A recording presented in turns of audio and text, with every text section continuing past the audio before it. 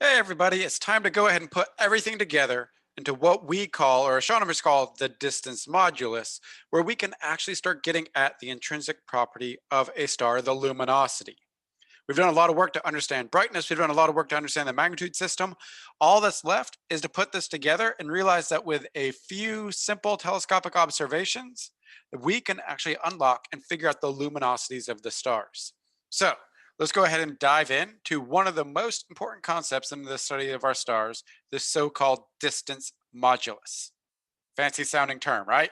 All right, so the distance modulus. Just a quick review because this is all hinging upon the part where we look and we observe the apparent magnitude, how bright something appears. That's what we here on Earth see when we look out into the night sky and look at the stars, how bright things appear to be. How bright they appear to be is determined by how bright they truly are, their absolute magnitude, equivalently their luminosity, and their distance. So we can connect all of these things together. And we have already, whenever we said that apparent brightness is directly proportional to the luminosity and inversely proportional to the distance squared. What we're going to do is we're just going to rewrite that and we're going to revisit that entire idea, except we're going to do it within the magnitude system. So it looks a little bit different because we have to apply logarithms here. And don't worry, I'm not going to be making you do logarithms in this class. But if you remember the rules, you might be able to see that this pretty easily translates from what you saw before to the distance modulus. Remember, what we're after is the absolute magnitude, how bright a star would appear if it was at 10 parsecs. What is the apparent magnitude of that star if it was at 10 parsecs? Because if everything's at the same distance, then we are looking at we're comparing apples to apples and we're seeing how bright the stars are compared to one another. So the absolute magnitude is what we're after here. We can measure the apparent magnitude at a telescope and the distance. But let's put all this together and we define what's called the distance modulus. It's just a quantity, and all that it is equal to is the apparent magnitude minus the absolute magnitude. Just the difference between those. Because remember, the difference between the apparent magnitude and the absolute magnitude, what causes that difference? The distance. So here we're just taking the difference between the apparent and the absolute magnitude, and we know that buried within there is information on the distance. All right, so let's go ahead and write this out. So our distance modulus is the apparent magnitude, little m, minus the absolute magnitude, big M, of a star. And it equals, told you I had some logarithms in there, 5 times log base 10. So your normal logarithm as you normally deal with it. So 5 log, and then it's the distance divided by 10 parsecs. Oh, we've seen 10 parsecs before. 10 parsecs, that is the distance, the standard distance that we base absolute magnitude on. And that's why the 10 is appearing here, because that is where we set our reference point for the absolute magnitude. So really, all you're doing is taking a measure of the distance, turning that into a logarithm. So basically turning it into magnitude information, and then just doing a quick calculation. What we're going to do is we're going to slowly walk through how we actually use this as astronomers to determine the absolute magnitude. Because in practice, what we're going to do is we go out, we can get the distance. That's parallax. We can use a parallax measurement to determine the distance. And then we can measure the apparent magnitude just at a telescope. So if we can measure the distance and the apparent magnitude, the only thing that we don't know then is the absolute magnitude. And as I talked about in a previous video, we can then use a translation from absolute magnitude to luminosities of the stars in terms of solar luminosities. Lots of little individual steps, sort of a multi-part problem here, but taking one thing at a time. And all of a sudden we are getting at the very luminosity, the energy production of the stars in the sky. Any star in the sky, as long as we can put a telescope on it and measure its parallax and see how bright it is, then we can determine its luminosity. That's a really, really powerful thing to do, because remember, the luminosity is equal to the amount of energy being produced in the cores of the stars, as long as that star is in hydrostatic equilibrium.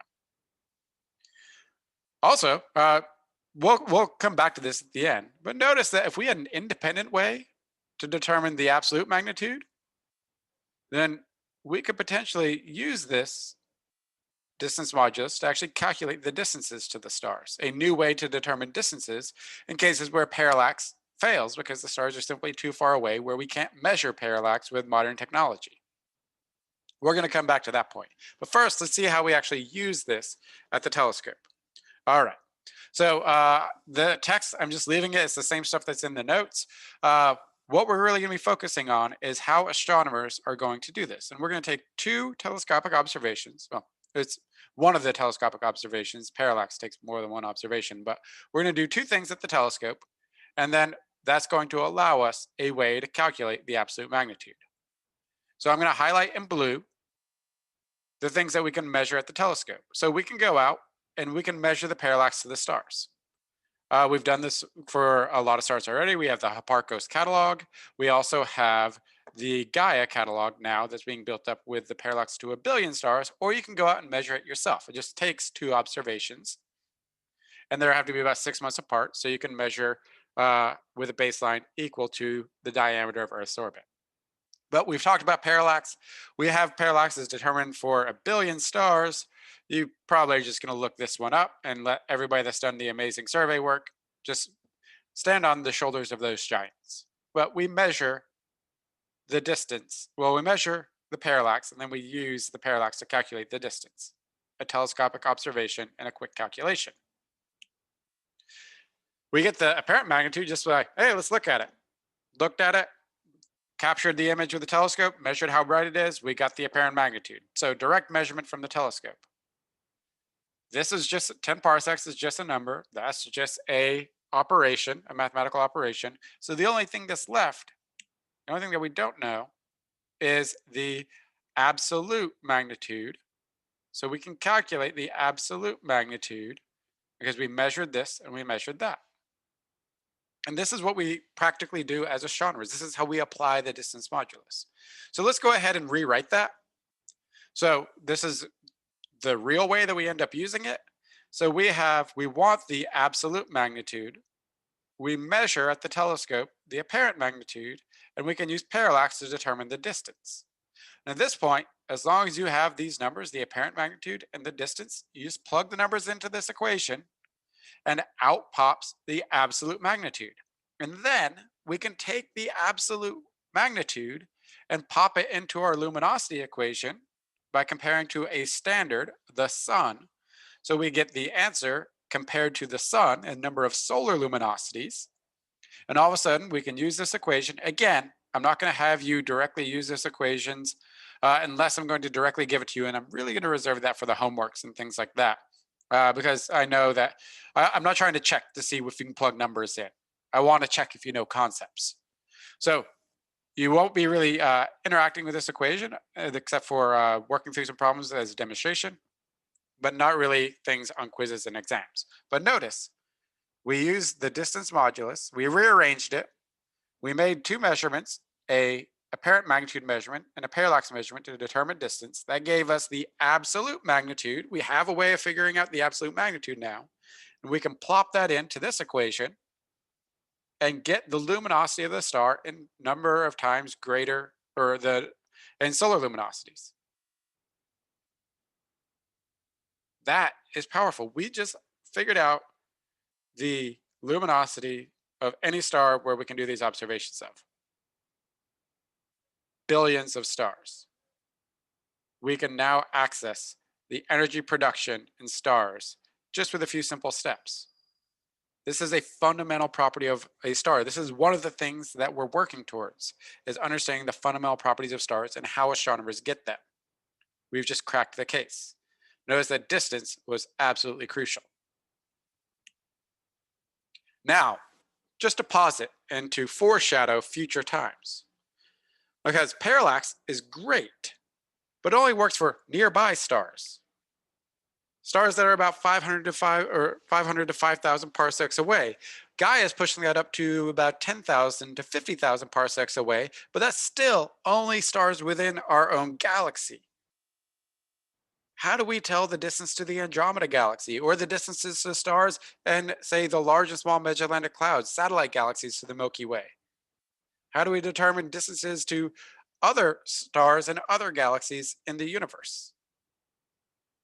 Parallax is not going to work because the amount of parallax we measure, we just can't measure it. It's too small. We can't measure that angle. So for most everything in the universe, we cannot determine the distance via parallax, which means that if we can come up with a way to make some telescopic observations to determine the absolute magnitude, so then we measure the apparent magnitude and the absolute magnitude at the telescope, or take some measurements that allow us to figure out what the absolute magnitude is, then we can calculate the distance and come up with an entire new way to determine the distances to very far away objects. And now we can start mapping out past just our local region in our own galaxy and start charting the entire universe.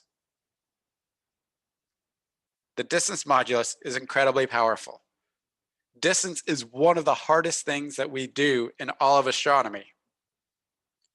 And a lot of it comes down to a little bit of know-how, like stellar parallax, and then being really, really clever with how we use our telescopic measurements and really understanding the properties of stars so we can look at other properties of stars and independently use those properties to determine the property of luminosity, the absolute magnitude. Lots of work still ahead of us, but we have now accomplished something absolutely amazing. We have we can determine the luminosities of all the stars that we can see and get a parallax measurement with. All right, thank you for tuning in. We will continue discovering the secrets of the stars in the next video.